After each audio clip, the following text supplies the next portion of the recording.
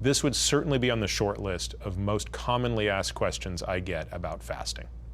Can you drink coffee on a fast? So before jumping into this, I want to quote my brother, who aptly says to me whenever I get too wound around the axle, major in the major, minor in the minor. So if you're at the point where you're doing a 5-day water-only fast, and the debate is whether or not you can have some black coffee or not, the good news is you're already 95% of the way there. Go back to your rationale for fasting. Are you fasting for weight loss? Are you fasting to improve metabolic health? Are you fasting to give your gut a rest?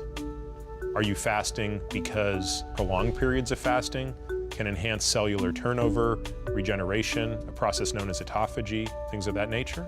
Your answer to that question will determine whether or not drinking coffee is in your best interest during a fast. So let's take each of those one by one and go through them. Let's assume that you're fasting for weight loss. Does the black coffee make a difference? No, it almost certainly does not. What if you're fasting to improve metabolic health? Glucose, insulin levels, things like that. Again, the coffee probably doesn't hurt at all.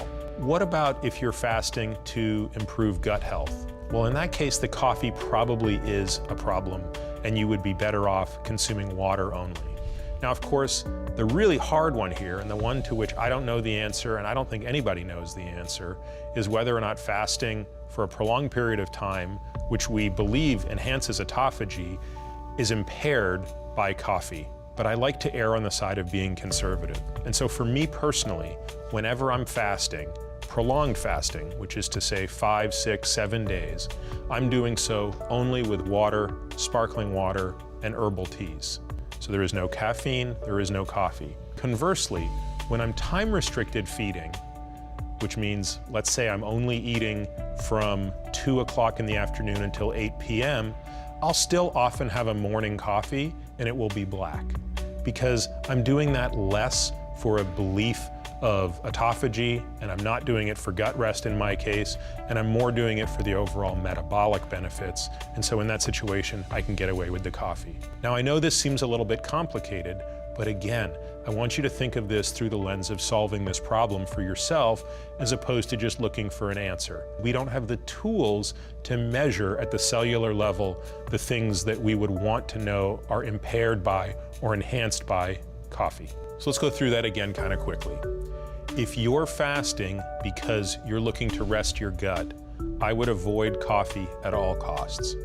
If you're fasting for weight loss or metabolic control, black coffee is fine, but remember, once you start adding cream, sugar, butter, or anything else you would add to coffee to it, I think all bets are off and you're really no longer fasting. If you're fasting because you're interested in the potential longevity benefits of it, I think the jury's still out, but I like to be conservative and avoid coffee during my prolonged fasts.